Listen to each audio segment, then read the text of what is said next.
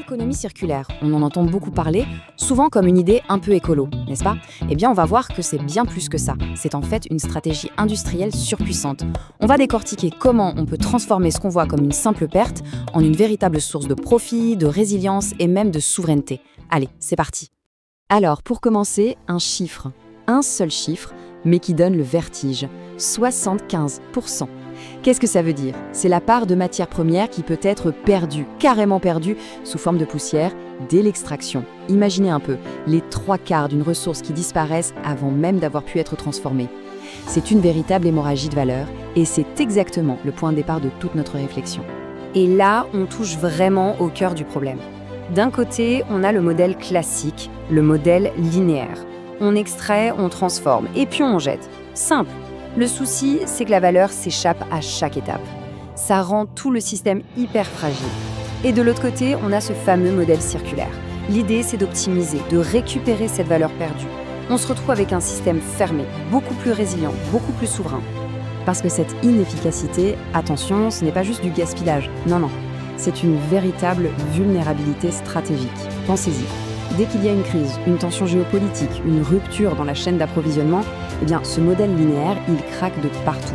Les coûts explosent, les livraisons ne sont plus du tout garanties, et on a des pans entiers de l'industrie qui se retrouvent au bord du gouffre. Les grandes nations industrielles, historiquement, se sont construites sur ce modèle, qui fuit de partout, c'est un fait. Mais ce qui était une erreur du passé devient aujourd'hui une chance incroyable pour les nations émergentes, comme le Cameroun par exemple. L'opportunité, c'est quoi? C'est de pouvoir sauter cette étape, de ne pas répéter les mêmes erreurs, et de construire, directement, une industrie plus intelligente, plus propre, et au final, bien plus compétitive. Ok, c'est bien beau tout ça, mais concrètement, comment on fait? Comment on passe de la grande idée à la pratique? Eh bien, la stratégie, en fait, elle se résume à quelque chose de très simple, 3 verbes. Juste 3 verbes d'action. 3 étapes, simples en apparence, mais terriblement puissantes pour tout repenser. Et ces 3 verbes, les voici. D'abord, optimiser. Utiliser au mieux ce qu'on extrait. Ensuite, valoriser. Transformer ce qu'on croyait être un déchet. Et enfin, recycler, pour vraiment boucler la boucle. Optimiser, valoriser, recycler. C'est le triptyque, c'est le cadre de pensée. Allez, regardons ça de plus près, étape par étape. Premier pilier, donc, optimiser. On se souvient de notre chiffre du début, ces fameux 75% de pertes? Eh bien, optimiser, c'est exactement ça. C'est s'attaquer à ce problème à la racine, à la source. L'objectif, il est simple, réduire drastiquement ces fuites pour que chaque tonne de matière qu'on sorte de terre soit utilisée à son maximum de potentiel. Deuxième verbe, valoriser. Et là, c'est vraiment un changement de mentalité. L'idée, c'est que les soi-disant déchets de production n'existent plus. Ils deviennent des coproduits. Un exemple très concret, les laitiers de la sidérurgie. Avant, on les enterrait, c'était un coût. Aujourd'hui, on les vend à l'industrie du ciment. Autrement dit, le déchet d'une industrie devient la matière première d'une autre. C'est un changement de paradigme complet. Et on arrive au troisième verbe, recycler. C'est un peu l'étape ultime et pour être honnête, c'est souvent la plus compliquée à mettre en place. Parce que recycler, attention, ce n'est pas juste collecter des trucs dans une poubelle. Non, c'est créer tout un processus pour retransformer un produit en fin de vie en une nouvelle matière première. Une matière première secondaire, prête à repartir dans le circuit de production. Et là, seulement là, la boucle est vraiment bouclée. Bon, assez théorie. Passons à du concret, du très concret même. On va voir maintenant comment cette stratégie en 3 verbes, eh bien, elle se traduit en dollars sonnants et trébuchants. C'est parti pour une petite étude de cas. Alors, voilà le décor. Imaginez une entreprise qui extrait de la bauxite, 1 million de tonnes par an. Le problème, et il est de taille, c'est que la moitié de tout ça, la moitié est perdue. Ça part en poussière, des particules trop fines pour être utilisées dans les procédés classiques. Le résultat, 500 000 tonnes de matières premières qui partent à la poubelle chaque année.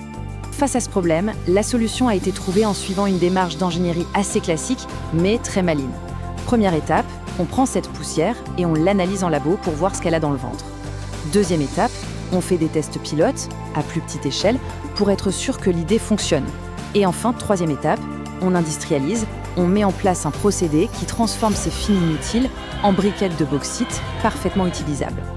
Et alors là, les résultats. Franchement, accrochez-vous bien. Rien que l'utilisation de ces briquettes a permis de réduire la consommation d'énergie des fours jusqu'à 30%. 30%! Dans des industries où l'énergie c'est le nerf de la guerre, un chiffre pareil, c'est tout simplement colossal. Mais attendez, ce n'est pas fini. Non seulement on consomme moins, mais la productivité des fours, elle, a augmenté, entre 5 et 10% de plus.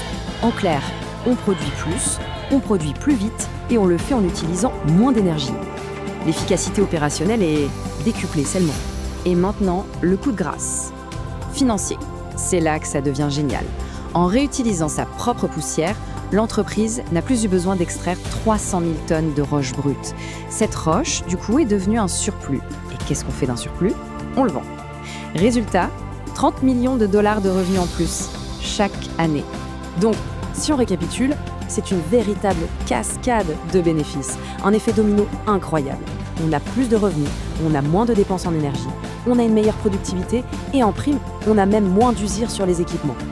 Une matière qui était un coût, un problème, est devenue un des piliers de la rentabilité de l'entreprise. C'est fou. Maintenant, attention. Ce genre de succès, ça a l'air simple, mais ça ne s'improvise pas. Pour que ce modèle fonctionne à grande échelle, à l'échelle d'un pays entier, il faut beaucoup plus qu'une seule entreprise innovante. Il faut un véritable écosystème. Parce qu'une entreprise toute seule, aussi brillante soit-elle, ne peut pas boucler la boucle. Pour que ça marche, il faut que tout le monde joue le jeu. Il faut une collaboration entre les compagnies minières, les usines, les recycleurs, mais aussi les fournisseurs d'équipements, les labos de recherche et les investisseurs. Tout ce monde doit travailler ensemble. Et pour orchestrer toute cette symphonie, il y a un chef d'orchestre indispensable, l'État. C'est son rôle de créer les bonnes règles du jeu, les incitations, pour que ce nouveau marché puisse vraiment éclore. Et c'est là que cette vision d'écosystème ouvre une perspective absolument fascinante. Ça positionne l'économie circulaire non plus comme un plus écologique, mais comme un avantage stratégique majeur, surtout pour les nations qui sont en plein développement industriel, comme le Cameroun. Parce qu'en fait, être sur la ligne de départ, ne pas avoir encore une industrie lourde complètement installée, ce n'est pas un handicap. C'est tout le contraire, c'est un avantage. C'est l'opportunité incroyable de construire l'industrie du futur directement de la bonne manière. De la concevoir pour être efficace et compétitive par défaut, au lieu de passer des décennies à essayer de réparer les erreurs coûteuses du passé. C'est l'occasion de bâtir un modèle résilient par nature. En fin de compte, ça nous amène à une pensée qui redéfinit tout. Industrialiser ses ressources, aujourd'hui, qu'est-ce que c'est? C'est industrialiser sa capacité à ne pas gaspiller. Le but du jeu n'est plus seulement d'extraire et de transformer, c'est de devenir un maître dans l'art de la non-perte. La véritable puissance industrielle de demain, elle est là, dans l'efficacité, dans l'intelligence qu'on met dans la gestion de nos ressources. Et ça nous laisse avec une question vraiment fondamentale. Et si la ressource la plus précieuse du futur, ce n'était pas une ressource à découvrir au fin fond d'une mine? Et si c'était tout simplement celle que l'on a déjà sous la main? Celle qu'on décide collectivement de ne plus jamais considérer comme un déchet? C'est une réflexion qui pourrait bien redéfinir tout notre avenir industriel.